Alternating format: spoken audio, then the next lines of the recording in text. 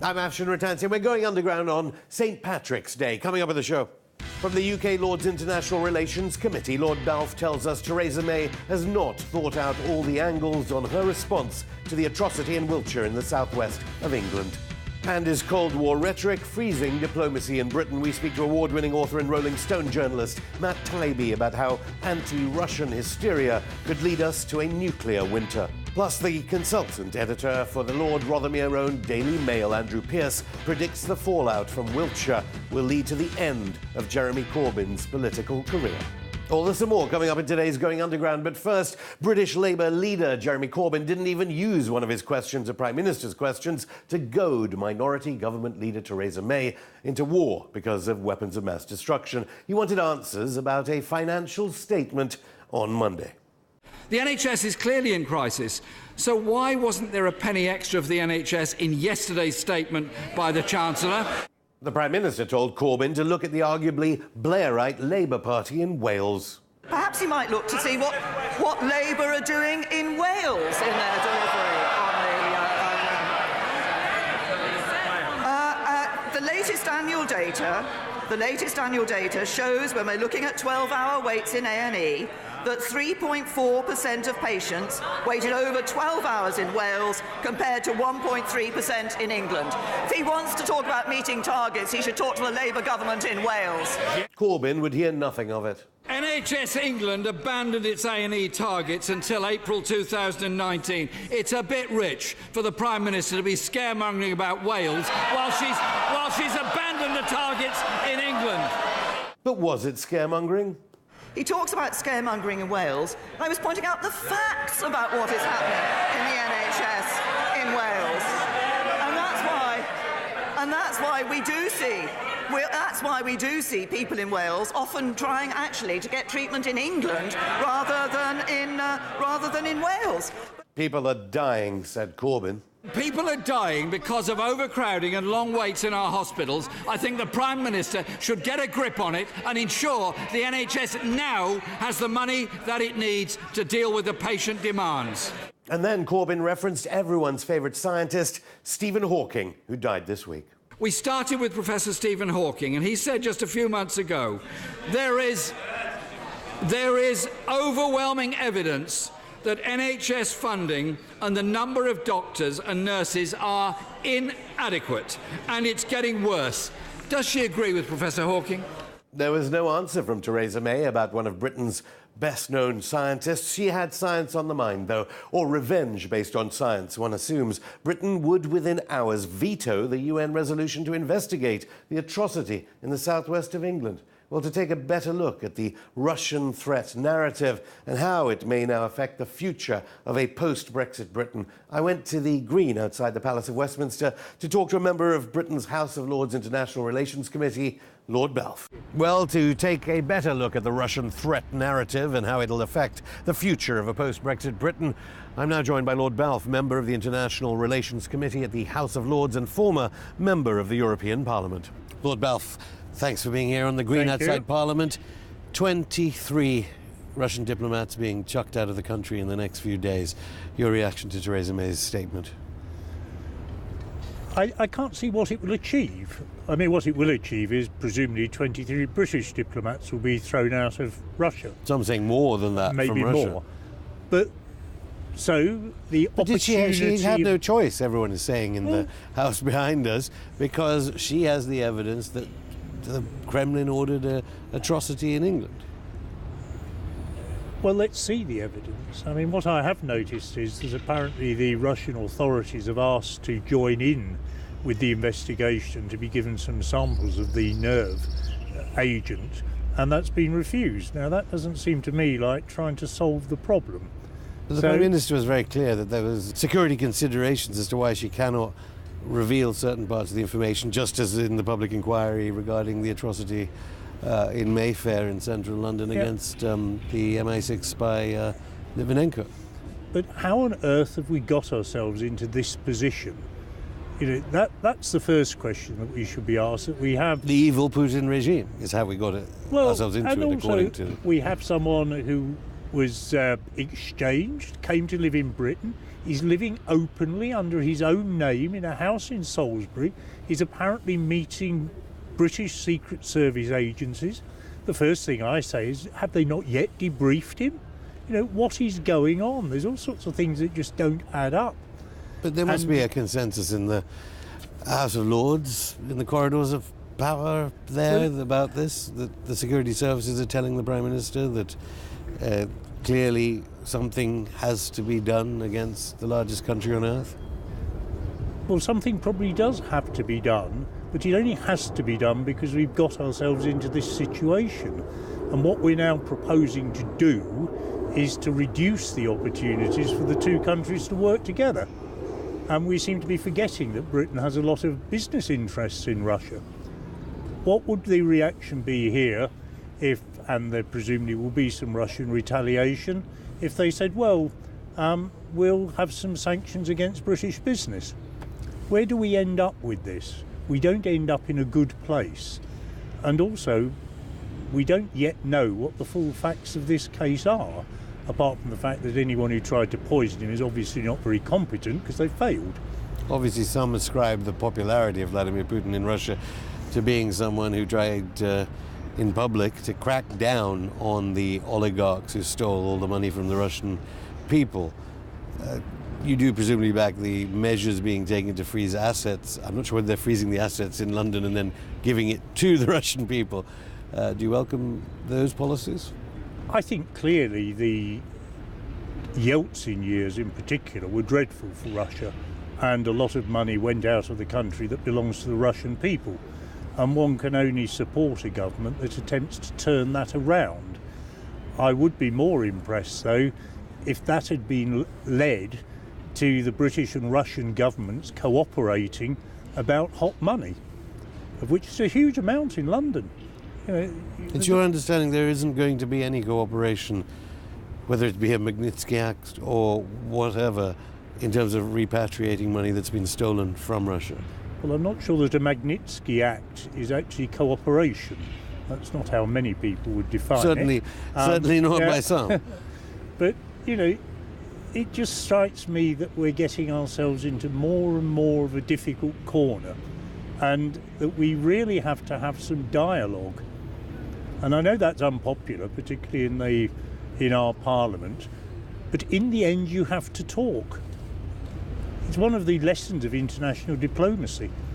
In the end, this problem will have to be unscrambled. In the end, we will have to talk, and that is for the good of both countries. So my view. Not popular, but it's my view. Do you support Theresa May in cancelling the visit of the Russian Foreign Minister Sergei Lavrov to Britain? Can't see what it will achieve. What will it achieve? I mean, Sergei Lavrov is actually a highly experienced, polished diplomat and actually a pretty good foreign minister. I mean, well, it's Britain showing that he's not welcome here. Okay, so what are we saying? You're not welcome to talk? Frankly, if I was the Prime Minister, I'd be saying, I hope he will soon come, because we need some very frank dialogue about what is going wrong in the relations between our two countries. And clearly, if there was a poison attempt, something has gone badly wrong. And the Russian state, as well as the British state, needs to get to the bottom of what's happened. Aside from the geopolitical context and the atrocity in Salisbury, obviously, you're on the House of Lords International Relations Committee, and you mentioned business.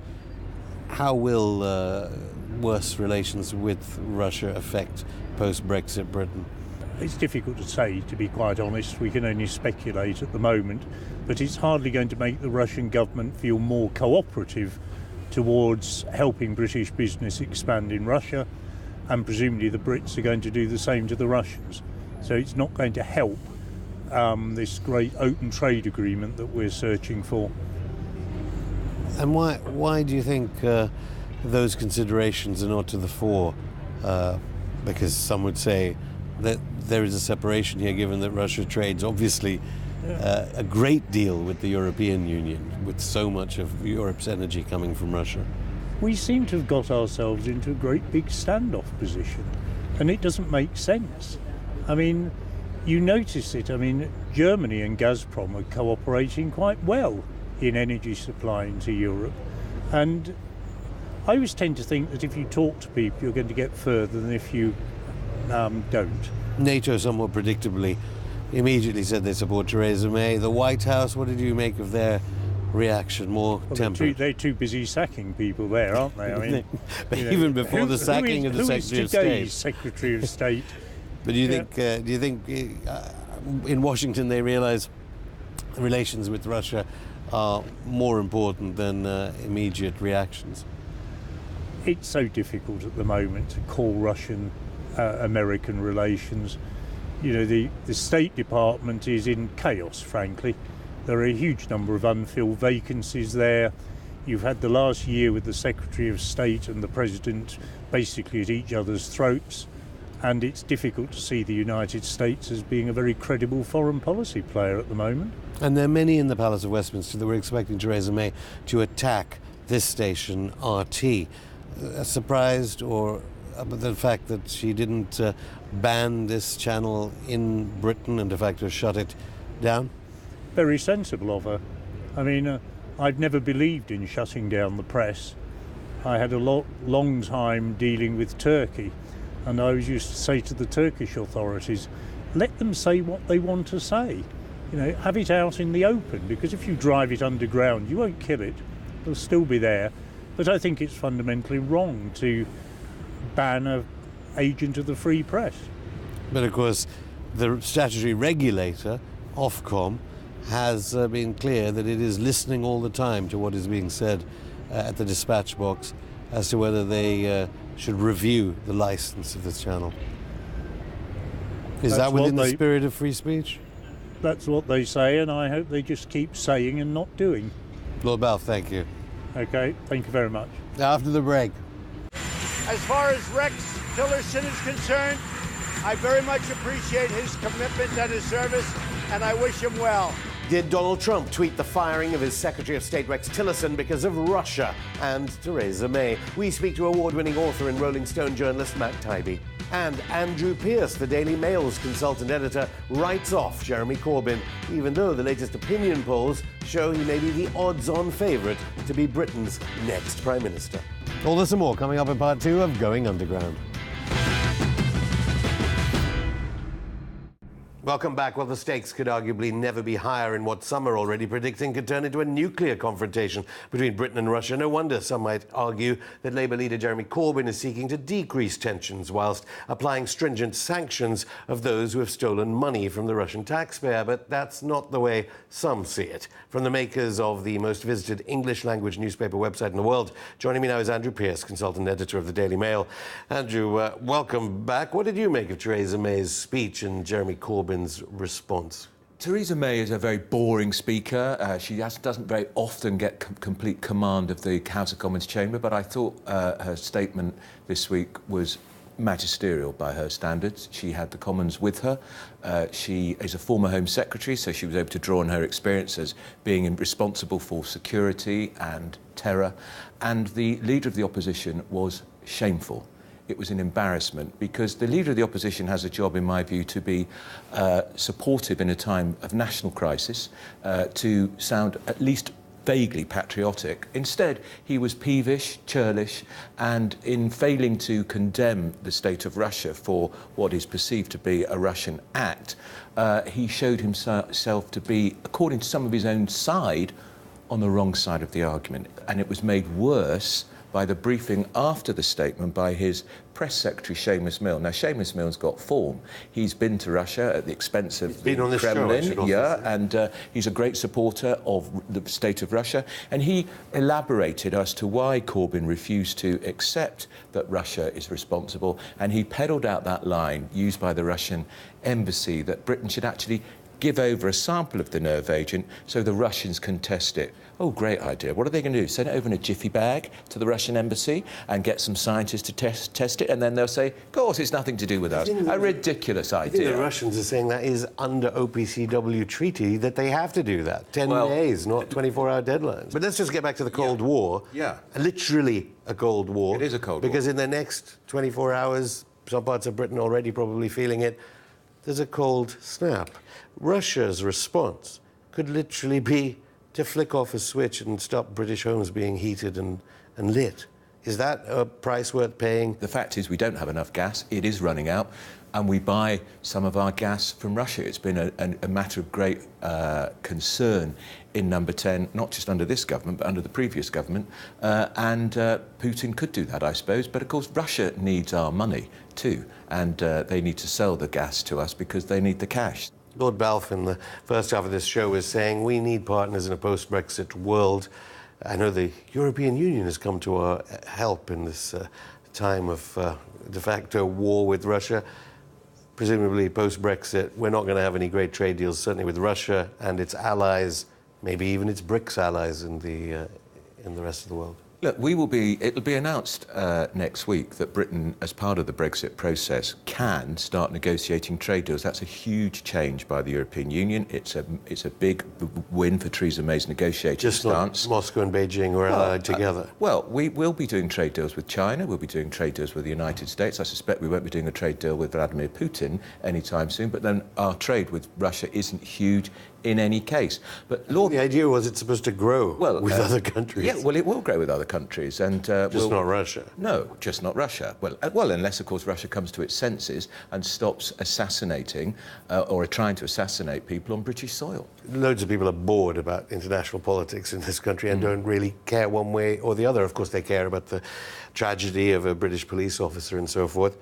Is that why Theresa May could never have said that the England squad can't go to Moscow? I think it's not inconceivable that position may change. So far, the Prime Minister has said no member of the royal family will go. Prince William is president of the Football Association in this country, a job I imagine he loathes because we all know he can't stand football. He's much happier on the polo pitch, old chap. But he won't be going. No officials will be going, so I'm sure Vladimir Putin will be devastated that the Sports Minister, Tracy Croucher, won't be going. My word, they'll be terrified by that. There's committed Parker Bowles as well. But there is talk. Possible that there could be the England football team may not go, and it would be.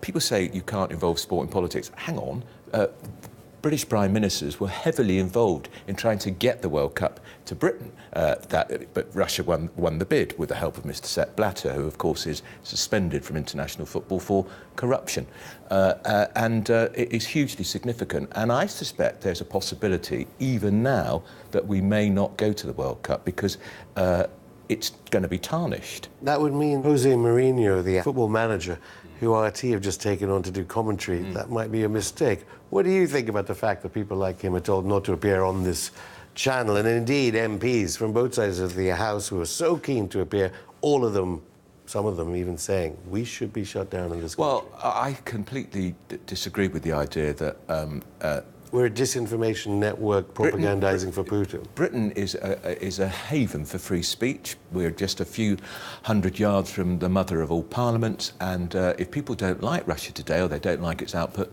don't watch it. But do not close it down. Ofcom, to my understanding, have got no problems with the output, and it would just be churlish, frankly. Andrew Pearce, thank you.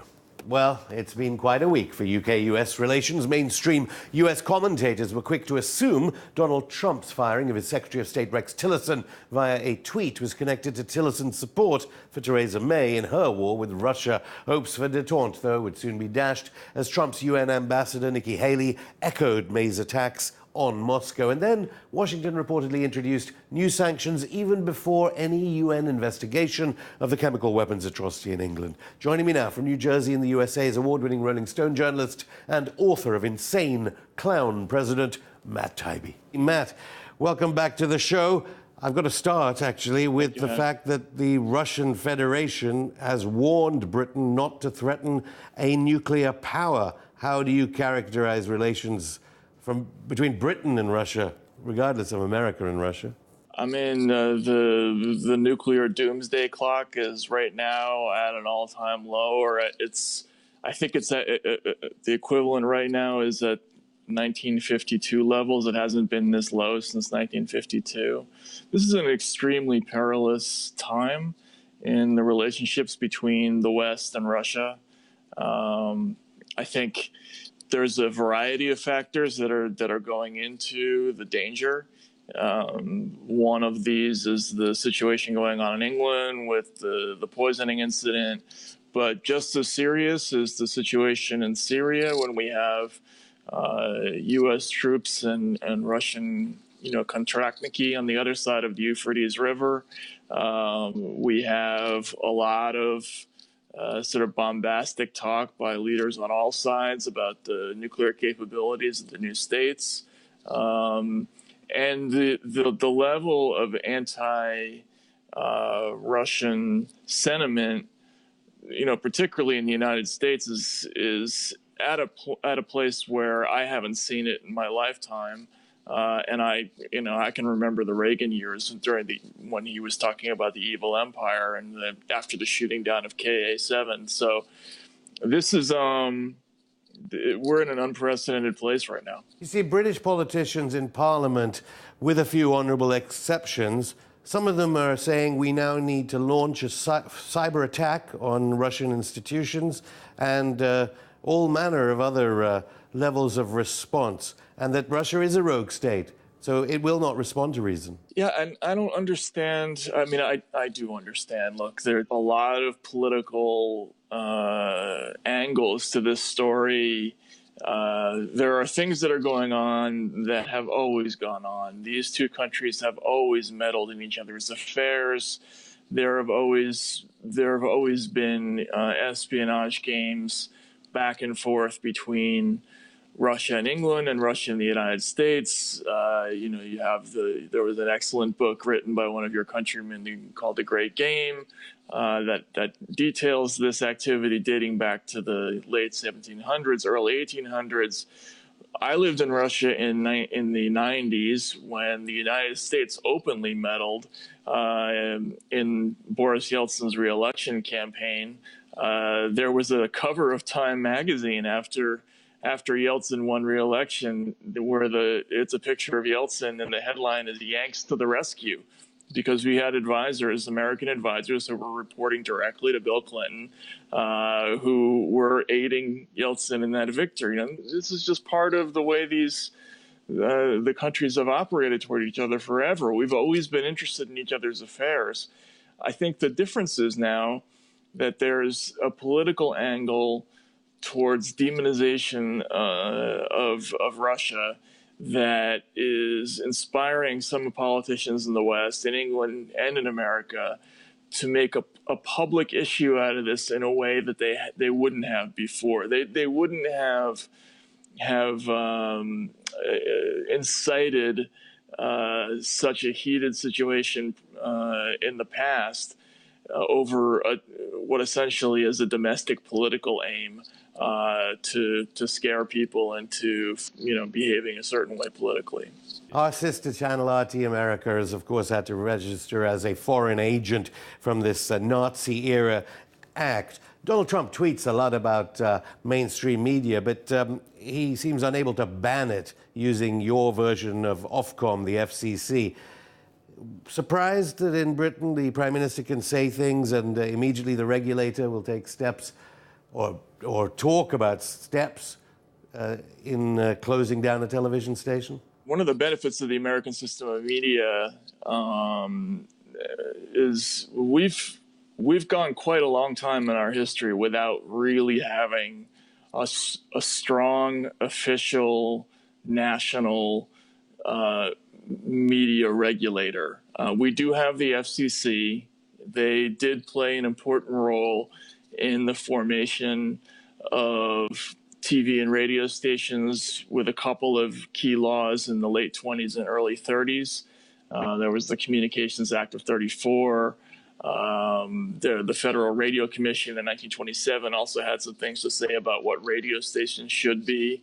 But for the most part, there is no regulator for print media, and the communications regulator is a very, very weak one in the United States, which for most of us in the press, we've long considered to be a good thing, that the government mostly stays out of our business.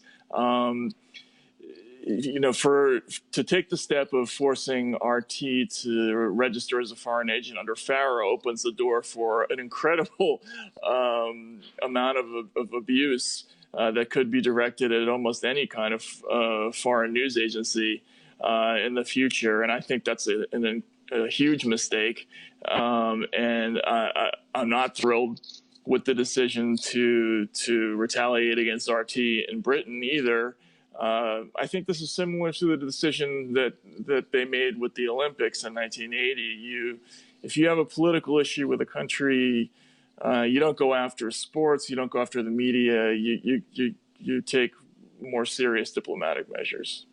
Matt Taibbi, thank you. And that's it for the show. But I should add now that in last Saturday's broadcast on the 10th of March, MIT Professor Theodore Postel claimed that George Monbiot called him an ISIS sympathizer. After the broadcast, Mr. Monbiot contacted us to deny the allegations made. He said, "I've never said anything about Postel being an ISIS sympathizer. When I challenged Postel claims, people accused me of being an ISIS sympathizer, a paedophile, being blackmailed by the government, and a Mossad agent." Well, Professor Postel has since contacted us. He said, "George Monbiot is correct that my quote summarizing one of his past statements was not exactly correct. The exact quote I had in mind is Postel is, without question, guilty of whitewashing mass murder in Syria." Mr. Monbiot told us that he stands by these claims in a week that marks the 8th year of hostilities and with President Bashar al-Assad now controlling most of the country. That's it for the show. We're back on Monday with legendary British broadcaster Noel Edmonds alleging corruption of the British banking system. Till then, keep in touch via social media. We'll see you on Monday, 15 years to the day of the launch of UK-US Operation Iraqi Liberation, or OIL, later changed to Operation Iraqi Freedom, which would kill, wound or displace tens of millions.